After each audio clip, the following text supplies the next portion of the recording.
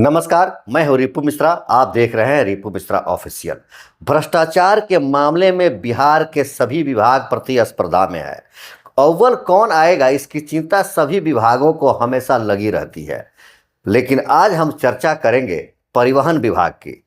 परिवहन विभाग जो लोग नहीं समझ रहे हैं, साधारण भाषा में आप समझिए कि परिवहन विभाग वही विभाग है जहां आप ड्राइवरी लाइसेंस बनवाने जाते हैं। अगर हम परिवहन विभाग में ड्राइवरी लाइसेंस बनवाने की बात करें तो सरकार ने किसी व्यक्ति को ड्राइवरी लाइसेंस देने के लिए जो राशि, जो शुल्क सुनिश्चित की है, अगर आप उस राशि पर अपना ड्राइवरी लाइसेंस बनवाने जाएंगे तो शायद इस जन्म में तो नहीं ही बनेगा। लेकिन उस विभाग में कुछ ऐसे लोग आपको बैठे हुए मिल जाएंगे या विभाग के बाहर में घूमते हुए मिल जाएंगे जिन्हें आप पहचानते होंगे, नहीं तो पहचान बन जाएगी। उन लोगों के माध्यम से जाएंगे तो थोड़ा सुविधा शुल्क देने के बाद आपका ड्राइवरी लाइसेंस बड़ी आसानी से बन जाता है। उसी विभाग की मंत्री शीला मंडल ने पटना के एसी रूम में बैठे बैठे एक निर्देश जारी कर दिया कि आप और हम और हमारे बच्चे कहाँ सुरक्षित हैं और किस सवारी से हम यात्रा करें तो हम सुरक्षित हैं। शीला मंडल ने पटना में अपने एसी रूम में बैठे बैठे लोगों को निर्देश दिया कि हमारे और आपके बच्चे ऑटो और ई रिक्शा में सुरक्षित नहीं है। अगर बच्चों को बस से विद्यालय भेजा जाए तो वो सुरक्षित है, क्योंकि बस में लू लगने का डर नहीं है। आगे उन्होंने कहा कि लोगों की शिकायतें मिल रही थी कि ऑटो में ड्राइवर अधिक बच्चों को, मतलब सीट से अधिक बच्चों को बैठा कर ले जाता है। इसलिए लोगों की शिकायत पर उन्होंने इस तरह का निर्देश जारी किया कि अब आप अपने बच्चों को विद्यालय बस के द्वारा भेजें, ई रिक्शा के द्वारा नहीं।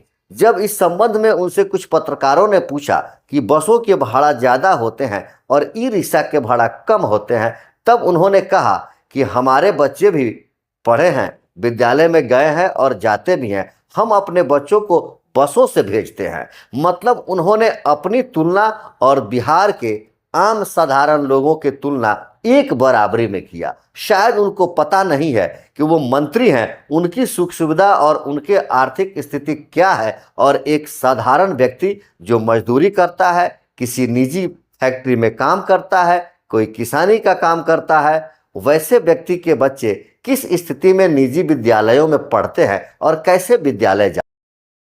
आगे उन्होंने कहा कि हम लोग भी बच्चों को पढ़ाए हैं, बाल बच्चे सुरक्षित रहेंगे तभी घर परिवार भी सुरक्षित रहेगा।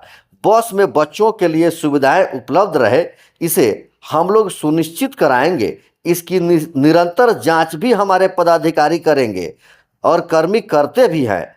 आम जन की सुविधा और सुरक्षा के प्रति विभाग प्रतिबद्ध है। यहाँ तो उन्होंने कहा कि हमारे कर्मी बसों की जांच करती है, लेकिन जिस अखबार में इस खबर को छापा गया है उसी अखबार में एक और खबर छपा है। हाईवे पर धू धू कर जलती रही बस, 100 लोगों से सवार बस में लगी आग और धू धू कर जलती रही बस। क्या इनके विभाग के लोग भी इस बसों की जांच करते हैं?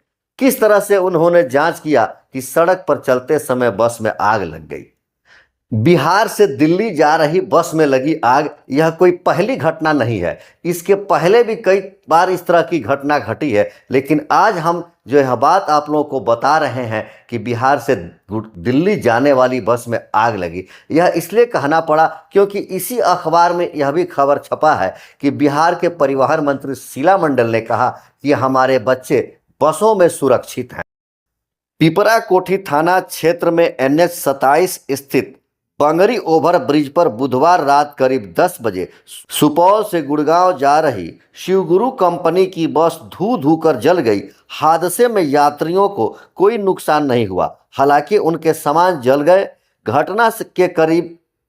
घटना के समय करीब 100 यात्री बस में सवार थे। यात्रियों ने बताया कि आग की लपटें इतनी तेज थी कि उसके आसपास किसी को जाने की हिम्मत नहीं हो रही थी। 200 मीटर दूर पिपरा कोठी चौक पर लपटें देखकर दौड़े दुकानदारों ने आग बुझाने की कोशिश की। फायर ब्रिगेड की गाड़ी भी मौके पर पहुंची, लेकिन तब तक पूरी बस जलकर खाक हो चुकी थी। हालांकि यात्रियों ने बताया कि घटना स्थल से लगभग 2 या 3 किलोमीटर पहले से ही आग जलने के शंका हो रही थी। कुछ इस तरह की महक या धुआं आ रहा था जिससे कि लग रहा था कि बस में कहीं आग जल रही है, लेकिन ड्राइवर इस पर ध्यान नहीं दिया। कहने के बावजूद भी ड्राइवर अपनी गाड़ी की गति को वैसे ही बरकरार रखा और बिना जांच किए गाड़ी को चलाता रहा। हमारी परिवहन मंत्री जहां एक तरफ कह रही हैं कि बसों में बच्चे सुरक्षित हैं और कर्मी बसों की जांच करते हैं, इस बस की जांच कहां से कर्मी कर रहे थे?